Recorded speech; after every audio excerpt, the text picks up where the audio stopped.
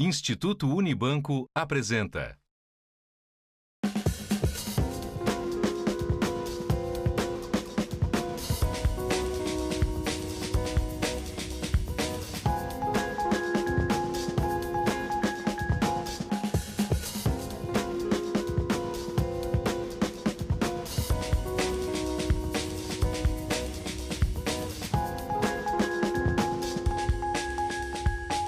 Olá, tudo bem? Seja muito bem-vindo, seja muito bem-vinda. O segundo Sala Debate especial sobre educação e juventude começa a partir de agora. E eu tô falando direto do Colégio Liceu do Conjunto Ceará, que fica em Fortaleza, capital do estado do Ceará. Bom, como o cenário já antecipa, eu tô falando da Biblioteca Jader de Carvalho, que recebe o nome desse, que foi um dos poetas mais emblemáticos da história desse estado. Estou com um livro dele na mão, um dos clássicos, que se chama Delírio da Solidão, e uma dessas poesias tem tudo a ver com o programa de hoje. Vou recitar 5 versinhos e vocês vão entender logo logo. Se chama Passado. Olha só. Já se sentiu sozinho, sem a voz de ninguém na sala deserta? Pois já me senti assim. Ou mais claramente, eu me sinto assim. Esse medo da solidão é pertinente a muitos jovens. Medo de sobrar por quê? Por questões sociais, culturais, históricas, tecnológicas. E aí, quando a gente fala de tecnologia, a mesma que abraça, a mesma que cultiva, é a mesma que aterroriza, porque muita gente não tem um acesso diário à internet. Aqui no Nordeste, por exemplo, aproximadamente 20% das pessoas, e somente aproximadamente 20% das pessoas, têm um acesso diário à internet, ou seja, chega em casa e consegue acessar o computador e utilizar todas as ferramentas. E quem não consegue, e quem não domina essas ferramentas, acaba sentindo de alguma maneira ou em algum momento o medo de sobrar. E esse medo de sobrar também aparece no mercado de trabalho. Apesar do desemprego estar baixo, em torno de 8%, 9% aqui na capital, Fortaleza, e no Brasil em torno de 7%, 8%, muitos jovens estão desempregados e aí não se encaixam dentro desse mercado e se perguntam, será que vale eu seguir uma carreira que eu amo, mas que não tem espaço, ou será que eu vou seguir aquele caminho que já é mais ou menos certo, que eu acredito que a minha inserção vai ser mais fácil? Hoje nós iremos discutir o medo de sobrar em diferentes lugares e a partir de diferentes perspectivas. E para isso nós trouxemos 3 convidados. Primeiro quero apresentar o Vinícius. Vinícius França Barbosa, ele é estudante de Direito na UFC. Obrigado, Vinícius, pela sua vinda. Olá, Tiago. Eu que agradeço o convite. É um prazer estar aqui com vocês. Seja muito bem-vindo. Aqui do meu ladinho, o Rodrigo Ednilson de Jesus. Ele é professor da Faculdade de Educação da UFMG e também participa do Observatório da Juventude na mesma universidade. Rodrigo, obrigado pela sua vinda. Prazer, eu me sinto honrado em participar desse programa, discutindo esse tema bastante importante nos dias atuais. E ali na extrema ponta, temos o professor que é aqui da escola, ele é coordenador do colégio e também é professor de matemática da rede estadual do Ceará, professor Antônio Landim Neto. Landim, famoso Landim, obrigado pela sua vinda. A gente é que agradece. A escola fica muito feliz em poder receber vocês aqui nessa biblioteca. Então vamos começar esse projeto, esse Sala Debate, lembrando que é uma parceria do Canal Futura, do Instituto Unibanco, com todas as secretarias de educação dos estados de Goiás, Rio de Janeiro, Ceará e também do Pará. Vou começar por você, Vinícius. Você teve o medo de sobrar, não teve? Com e ainda certeza. tem? Com certeza. O medo de sobrar passa por toda a juventude, né? Não tem um jovem que não tenha sofrido com esse medo de sobrar. E é constante na gente. Diariamente a gente passa por isso, a gente enfrenta esse medo de sobrar na escola, no trabalho, então faz parte do nosso cotidiano.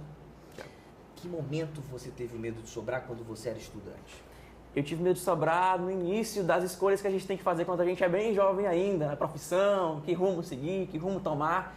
Esse é o medo que acomete a gente, né? A gente fica preocupado. Será que o que eu vou fazer vai dar certo? Será que o rumo que eu vou escolher é realmente o rumo que vai ter mais retorno para mim na vida profissional, na vida pessoal? Então a gente fica bastante preocupado com isso logo no início da juventude, 14, 15 anos, nas nossas primeiras escolhas. Landim, é uma realidade, você que está acostumado com o chão de fábrica, ou seja, a sala de aula é o seu habitat quase que natural. É verdade. É normal dentro da sala de aula os alunos terem medo? Não só dentro da sala de aula, Tiago. O medo de sobrar, ele é inerente à idade, à profissão, e ele acomete o jovem, mais fortemente o jovem, porque é nesse momento em que ele tem que projetar um futuro. Então, o medo de sobrar, ele vai ser mais presente, porque aquela escolha que ele fizer agora vai reverberar para o resto da vida dele inteira. Então, o jovem, o nosso aluno, que é um recorte do aluno da escola pública brasileira, ele tem este medo de sobrar. E é papel da escola minimizar esse medo de sobrar ou orientar mais para que esse medo de sobrar do nosso jovem, ele não atrapalhe tanto no momento em que ele precise decidir o futuro dele. Agora, você pensa que dentro da sala de aula, muitas das vezes, esse medo de sobrar estimula uma evasão. Quero trazer um número aqui. O relatório de desenvolvimento, isso de 2012, o PNUD, né, o Programa das Nações Unidas para o Desenvolvimento, diz o seguinte: 1 a cada 4 alunos que iniciam o ensino fundamental no Brasil abandona a escola antes de completar a última série. Rodrigo, o quão ligado está o abandono escolar a esse medo de sobrar? Então, no ano de 2012, nós do Observatório da Juventude da UFMG realizamos um estudo justamente sobre processos de evasão de jovens de 15 a 17 anos. Visitamos 5 estados e ouvimos cerca de 240 jovens em diferentes espaços. Uma categoria, um nome que aparecia muito associado a esse medo de sobrar era justamente a ideia do ser alguém na vida. Isso foi muito repetido, ou seja, a escola como um espaço para ser alguém na vida. E estar na escola, portanto, ela podia ser um meio para construir esse ser alguém na vida, mas muitas vezes isso disputava com a própria ideia do trabalho. Então, a relação entre a escola e o trabalho, muitas vezes acabava gerando justamente a evasão em busca da realização desse ser alguém na vida. Vinícius é um exemplo disso. Você saiu da escola, depois voltou. Quero dar um número aqui. O número de excluídos, ou seja, fora das escolas, beira 1.700.000, 16,3% dos 10,5 milhões de jovens que poderiam estar na escola estão fora dela.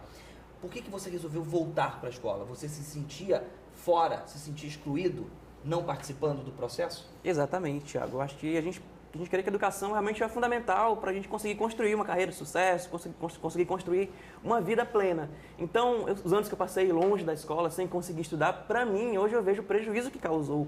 Até mesmo porque eu entrei na universidade com 26 anos de idade. Então, a vivência do jovem, a vivência da faixa etária de jovem na universidade, para mim não foi possível. E isso é um prejuízo sem comparação.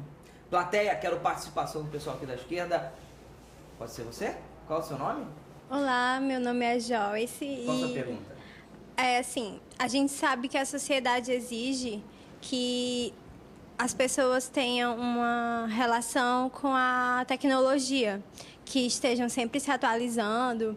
E os jovens que não têm essa oportunidade, como é que isso vai refletir para eles no futuro, não tendo essa interação com a tecnologia? Landim, bola tá contigo. Joyce, na realidade, cada vez menos o jovem não está inserido nessa tecnologia. Basta que vejamos a nossa própria escola. Cada vez mais há investimentos, sim, para que haja a inserção desses jovens. Infelizmente, o mercado ele necessita das pessoas que estejam ligadas a isso daí. E ele, por ser um sistema excludente, ele vai acabar realmente excluindo o jovem que não está interligado a tudo isso. É um problema muito grande. Nós precisamos pensar nessas alternativas. Existem várias pesquisas já tentando apontar um caminho. Já existem várias iniciativas, como as escolas profissionalizantes, como os cursos mais voltados para o aluno que está fora de faixa. Então, a solução disso não é outra senão tentar inserir realmente o jovem nesse mundo tecnológico, nesse mundo 3.0. Agora, Landim, os computadores, isso de acordo com o Comitê Gestor da Internet no Brasil, os computadores de mesa continuam sendo os dispositivos mais utilizados para acessar a internet pelo público jovem, né? 71% das crianças e dos adolescentes acessam através dos computadores de rede. Muitos estão dentro das escolas. Entretanto, Rodrigo, nós sabemos que a realidade desse colégio não é uma realidade que se expande a todas as escolas públicas do nosso país. Nem todos têm computadores disponíveis aos alunos e nem todos têm acesso aos computadores, ou seja, à internet.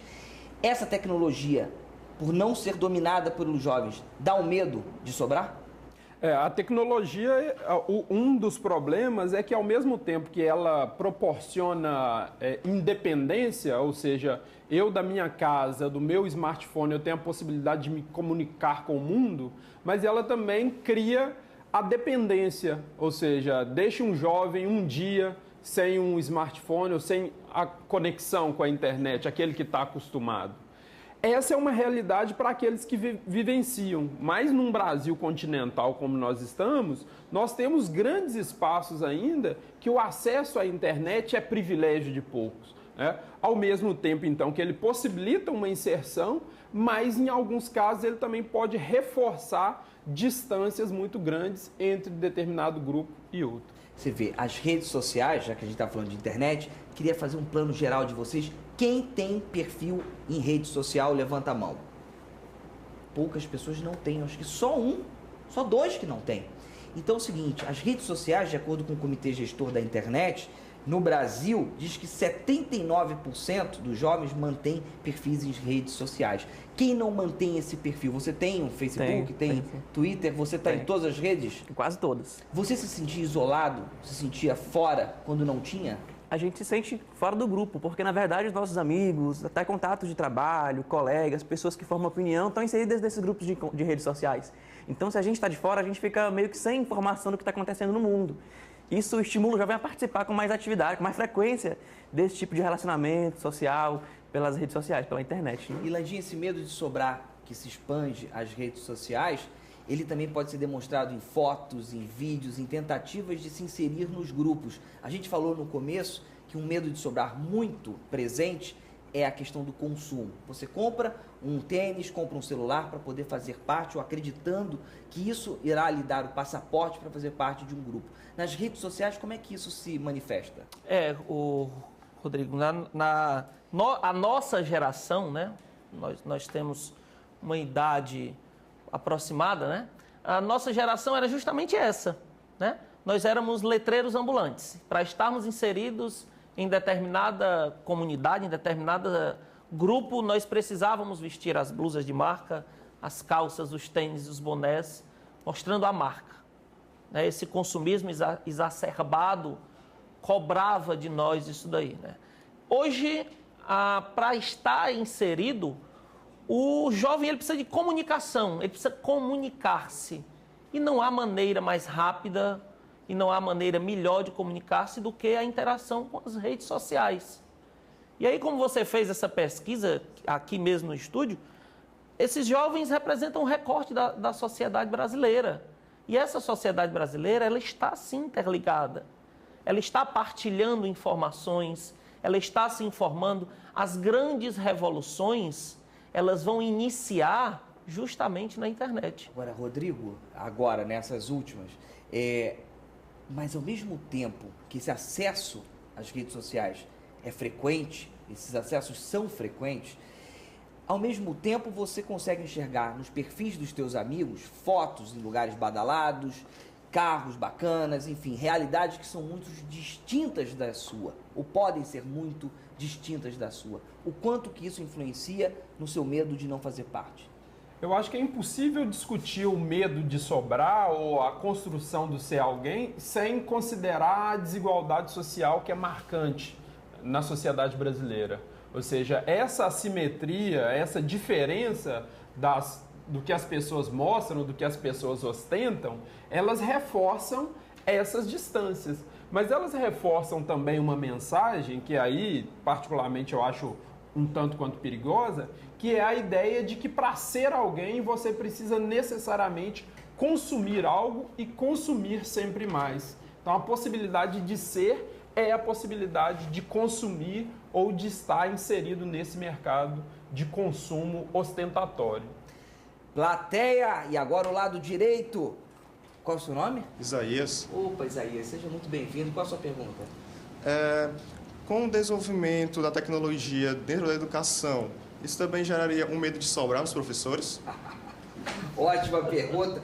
Vou contar para você que está em casa que para esse programa eu fiz uma longa pesquisa, para esse e para todos os outros, mas esse daqui eu bati um papo longo com o Landim e vou, junto à sua pergunta, falar uma frase dele.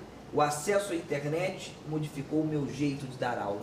Responde ao Isaías e, por favor, comente essa frase. Não só o acesso à internet, né, modificou o nosso jeito de dar aula. Semana passada eu já fui interrogado por um aluno: quando é que o senhor vai utilizar a lousa digital? Meu Jesus, eu ainda nem sabia da existência da lousa digital. Quer dizer, já fui passado para trás dentro da tecnologia do meu instrumento de trabalho. Né? E isso vai ser constante na profissão. E o professor, ele vai sentir sim esse medo de sobrar. Porque ele vai chegar na sala de aula e ele vai encontrar o jovem 3.0 e ele não pode continuar sendo o 2.0. Né? Enquanto a velocidade de aprender aumentou, a velocidade de ensinar, de transmitir também vai ter que aumentar. Então existe sim o medo de sobrar. Mas existem iniciativas para diminuir esse medo. Né? Nós temos, junto aos governos federal, governo estadual, todo o incentivo para que o professor esteja atualizado. Temos agora um pacto pela educação, pelo Ministério da Educação, né? Tivemos a distribuição de tablets pelo governo federal. Então, tudo isso é uma maneira de incentivar o professor a estar interligado. Porque o que a gente sempre buscou foi justamente tentar falar a língua do aluno. Para que a gente seja claro, nós vamos precisar estar nisso. Mas essa não é uma realidade também de todos os professores. Quer complementar, Rodrigo? Eu fico pensando que a tecnologia, ela coloca para os professores, coloca os professores em teste, ou seja, o teste da própria capacidade docente. Porque a internet é um modo também de compartilhar conhecimento. E aquele conhecimento que está no livro didático, nem sempre ele é suficiente para responder as questões que são colocadas pelos estudantes e que às vezes eles encontram na própria internet. Então, como diria um escritor que eu gosto muito, Bernard Shaw, a juventude é aquela que serve para nos escandalizar e nos deixar atualizados. Então, quando o jovem apresenta esse acesso e os conhecimentos que adquire na internet, ele também pode desempenhar o papel de atualizar a nós, como professores, atualizar nossas práticas, os nossos conhecimentos e as nossas relações com a própria juventude. Sabe que a FAPESP, a Fundação de Amparo à Pesquisa do Estado de São Paulo, diz o seguinte: nas escolas públicas, e aí o estudo é nacional, tá? 46% dos professores disseram utilizar computador e internet em salas de aula. E ainda tem aumentado o uso de computador e de internet na sala de aula também.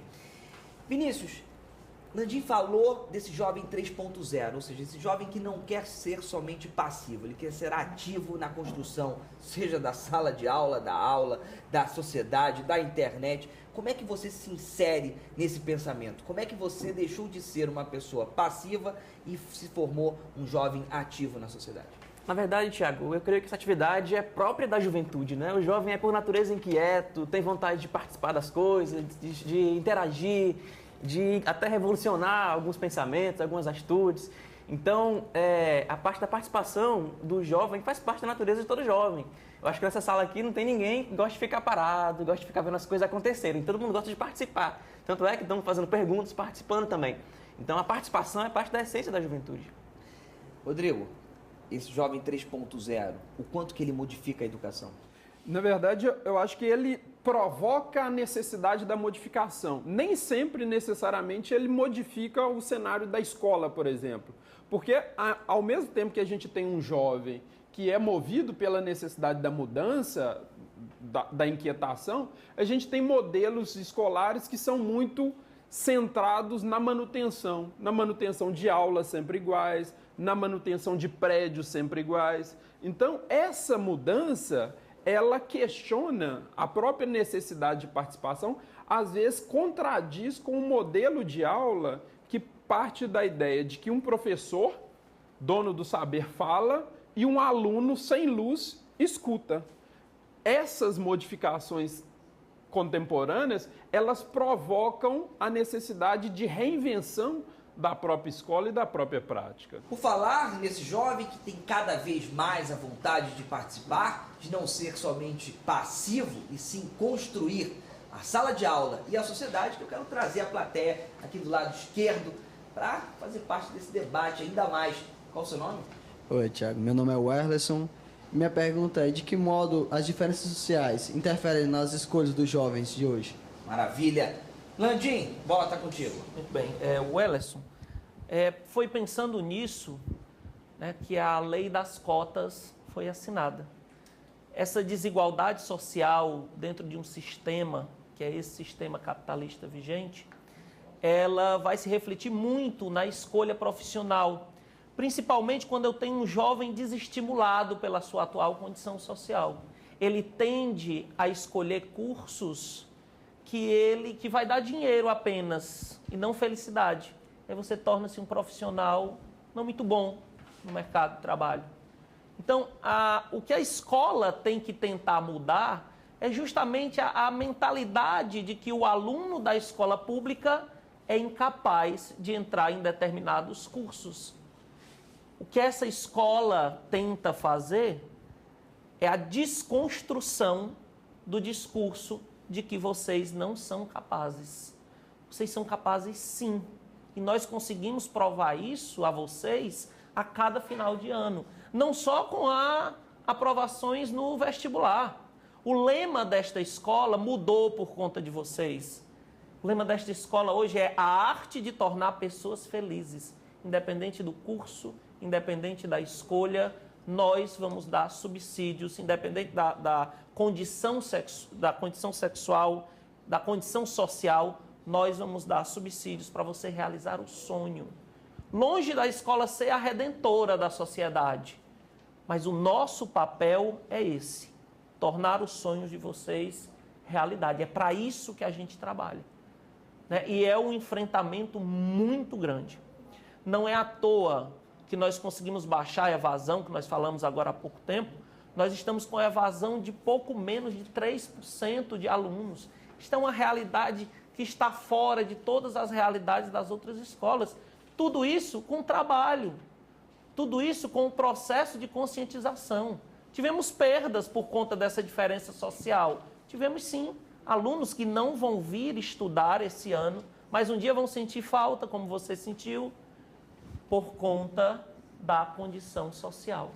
Agora, Landim, aproveitando o seu comentário, Vinícius, você foi um desses que teve que optar pelo recebimento de dinheiro, porque precisava trabalhar para poder receber. O que o Landim fala é verdade? É puramente verdade, Thiago. Na verdade, o sistema que a gente está inserido, o sistema capitalista, ele acaba marginalizando o jovem que tem menos poder aquisitivo, que vive numa situação econômica inferior e colocando ele à margem das melhores oportunidades. Você vê isso quando você olha para a universidade pública, alguns anos atrás, e percebe que nos cursos de Direito, Medicina, que são os cursos considerados melhores da universidade, não existia jovens da escola pública, né? Os das escolas particulares dominavam esses cursos considerados de elite, Medicina, Direito, etc. Hoje a realidade mudou. Aqui na UFC, por exemplo, dos alunos do Direito, né, 50% deles são oriundos da escola pública, por conta da política de cotas que o professor mencionou. Então, isso tem mudado bastante, tem gerado mais oportunidades para os jovens também. Então, hoje, a gente, apesar de ainda continuar sendo muito pressionado pela sociedade, pelo sistema, a ter que trabalhar ao invés de priorizar o estudo, ou por escolher uma atividade secundária, diferente daquela que a gente queria escolher por vocação ou por opção, mas escolhe por necessidade, um curso talvez menos concorrido, né? Isso tem mudado muito. E a gente vê hoje, eu, no caso, sou um exemplo de sou cotista na Universidade Federal do Ceará, entrei pelas cotas porque estudei a vida inteira na escola pública. Rodrigo, a gente vai ter que terminar esse primeiro bloco, mas acho importante um ponto que o Vinícius falou sobre a questão da sociedade sempre impor essa vitória.